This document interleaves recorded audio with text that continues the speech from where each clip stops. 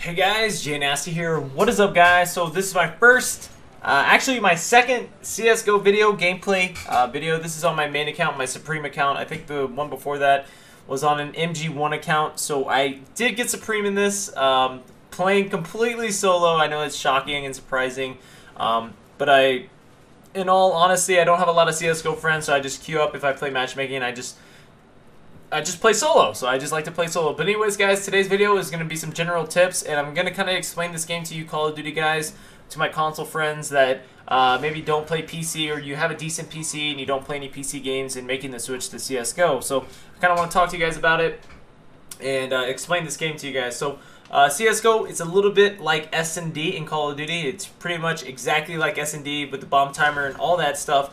Rounds are about 2 minutes, and I believe in ESEA it's a little bit shorter. I'm not too sure. I don't know. It could be the same. I know the bomb timer in ESEA is a little bit shorter. I don't know if the round times are shorter. But nonetheless, this game is a lot about teamwork and a lot about individual skill. There's a really big skill gap in this game. Players range from all the way from silver to global elite, and it's a very, very big gap. Let's say a Nova 3 is playing with a bunch of silvers. Most of the times he'll be top fragging, aka he'll get the most kills every single game. It's that kind of a skill gap where silver players are really, really new to the game, while you got your veterans that DMG are a little bit higher. I would say DMG is when you're DMG is a little bit, I would say about above average. That's when you start getting above average, and then yeah, anything above DMG is above average, and then you have ESEA where you pug. And that's pretty much like your pub stomping for you guys out there. It's kind of like GBs in my opinion. For all you Call of Duty players, it's game battles. It's pretty much ESEA is game battles. You pay a little service and you do a little monthly subscription of $6 or $7. And I'm gonna talk about that a little bit later for you newer players. But let's talk about some general tips for you guys. And the first thing that I want to start off with is you gotta get your sensitivity down, guys. You have to get your DPI and your sensitivity down where you're at. When I first started playing this game, I think my DPI was at 1200, and I was playing at a 2 sensitivity. And if you guys are veterans to the game or know anything about the game, that is extremely ridiculously high.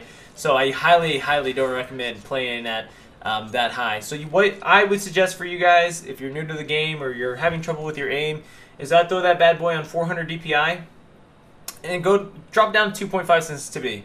I used to be at 400 DPI and 3.8 sensitivity. I slowly have dropped down, and right now I'm currently at 2.3, and my shot feels really great. Now, a lot of this information I'm giving you guys is about personal preference.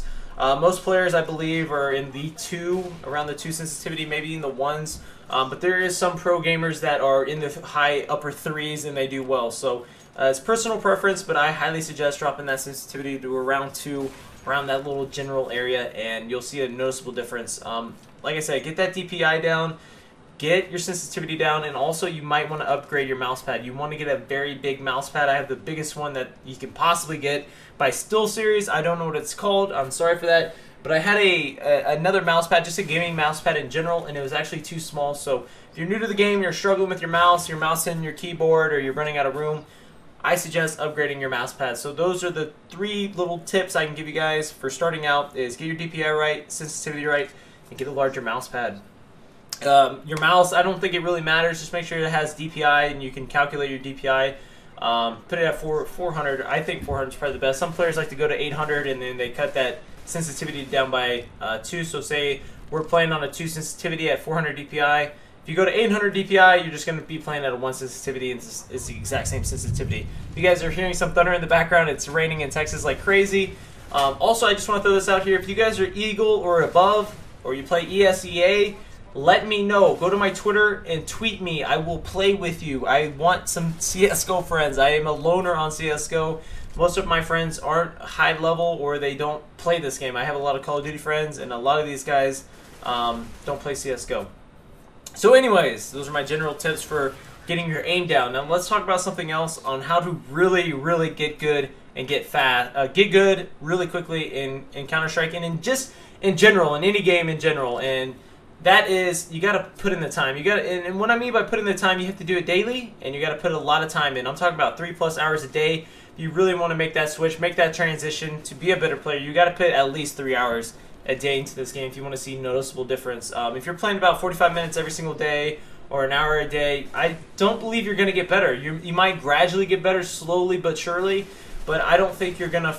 I don't think you're going to improve to the level of getting good in, say, a couple months or so. It might take you a year before you get good because you don't have that time.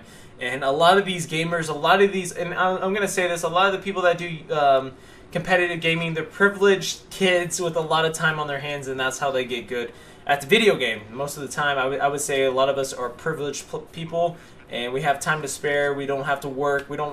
A lot of them don't play sports. They just have a lot of time hanging around, and that is the general consistency, that they just have a lot of time on their hands, and that's why they get good at video games. And that's why I'm so good at video games, because if I'm not playing sports, I stopped playing sports around 2011 after I had my shoulder surgery from playing college ball.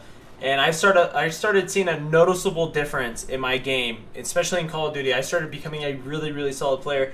Once I quit baseball, I started dropping 100 pluses, like no joke. I started putting more time into the game, and Modern Warfare 3 was my first year of college and with not playing sports, which kind of sucks. I miss baseball and I miss football, but that's when I started seeing myself get a lot better. So a lot of the people that play sports and stuff like that, they're not really that good because most of their time is in sports and stuff. But if you want to be a good gamer, you got to put in the time, and you got to put a lot of hours in for every single day on a consistent basis, like I said. Now, a lot of people will say do the deathmatch stuff and do all that, practice your headshots, practice blah, blah, blah. To me, all I did to get better was I played the game. I played match after match after match after match after match. That's how I personally got better. I know a lot of people like to do like a ritual where they warm up. I never do that. I just hop on and I play, and I see results. Now, if I want to take it to the next level, I probably need to practice more, deathmatching more and doing stuff like that. Probably an hour of deathmatch. I know when I use an op in deathmatch, my op shot becomes really, really solid. If I don't, it takes me a long time to warm it up. But I think at a certain level, you start doing the deathmatch stuff to get better. But right away, I say just play the game, get a feel for the game, get some game sense, and really, I feel like you're going to get better that way than practicing DM and watching your spawns. And that's what I kind of don't like deathmatch for, is because you're pretty much just patrolling a spawn. You're not really entry fragging and stuff like that. A lot of the players that get a lot of kills, they just sit there and they watch a spawn and stuff like that. And I don't feel like you're going to get better. You're not using your brain. You know where they're spawning, etc. You're not getting any game sense out of that. And this is my third tip, and I kind of really, really want to talk about this tip because I'm really, really bad at it. Know your smokes. You got to learn some smokes. I'll probably do some videos on smokes for you guys. I'll probably do the top 5 best smokes for Mirage, because I honestly feel there's 5 really, really solid smokes that can win you the game. Yes, smoking off certain choke points in this game is a real benefit to your team, and it allows you to take the site easier, especially on T side. And as you guys know, you can block off spawns on CT side. So for you Call of Duty players, there's 3 types of things, or 4 types of grenades, flashbangs, and stuff like that. So we have our flashbang, where you pop flash, or you throw a flashbang and you flash the enemy team. Then you got your smoke grenade, where you cut off certain choke points, like I said. Then you got your good old grenade, where you can team throw a grenade or team stack and nade a spot, and you can possibly get kills or do quite a bit of damage. And then we have our incendiary grenade, or our Molotov. These are really good for getting people off the site, and even holding people off from a certain choke point. So those are the 4 key things, and you really need to learn how to pop flash, and you really need to learn how to smoke off certain spots, especially on Mirage. Mirage is the key. Smoking off stairs is one of the most important smokes on this map, and CT. If you can do that on a consistent basis, you're going to be able to take Ace so easily. Like, it's ridiculous. It really is ridiculous. So learn your smokes. That's my 3rd tip. Learn how to pop flash. Just know how to use your I don't even know what you want to call these, your nades and shit like that. That's what I'm going to call them, nades and shit, boys. But learn how to do that. And then my 4th tip, honest to God, you need to get your movement down. I am keyboard challenged. And what I mean by that is, in this game, you have to counter strafe.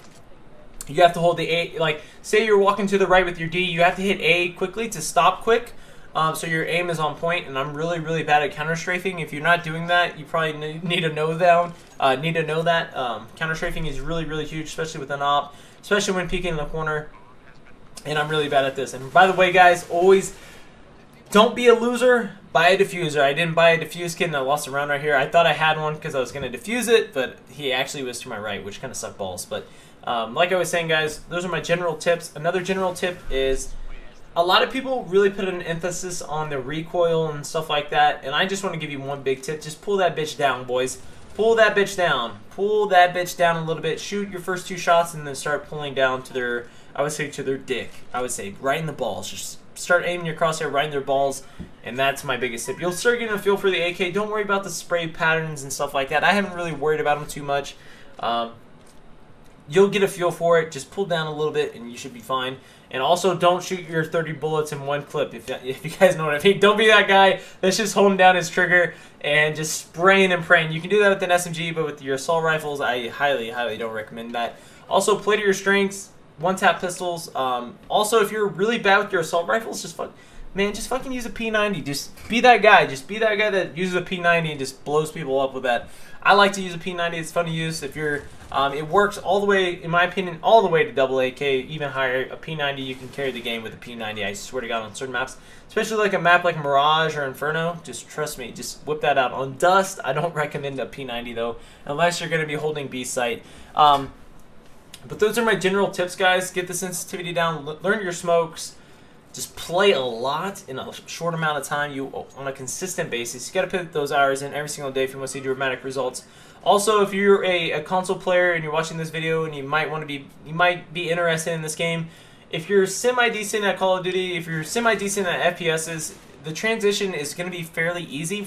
For me, like the flick shot, I'm really good at flick shotting where I talk or like I just flick onto a person and stuff like that. Really good at that. I got that from COD, the twitch reflexes, the game sense. I've been playing FPS for like what 12 years online on Xbox Live and stuff. So I mean I have the game sense and I have that flick shot and the reaction time and stuff like that. So if you're a Call of Duty player, or even an FPS player in general, the switch should be fairly easy to you. The only hard part, like I said, is the keyboard part, which I am very keyboard challenged. So if you're scared to try this game out, try it. It has a very good competitive setting. It's very balanced. There is a skill gap in this game, so if you are a bad player, you can play with other bad players and stuff like that, and you can learn the game like that. So that's really all I want to talk to you guys about. Hopefully you guys enjoyed today's video. If you do, make sure to drop a like. Tweet me if you play. I'll see you guys later. Thanks for watching. Peace out, slowbag. Motherfuckers. I fucking loved it. I fucking loved it so much.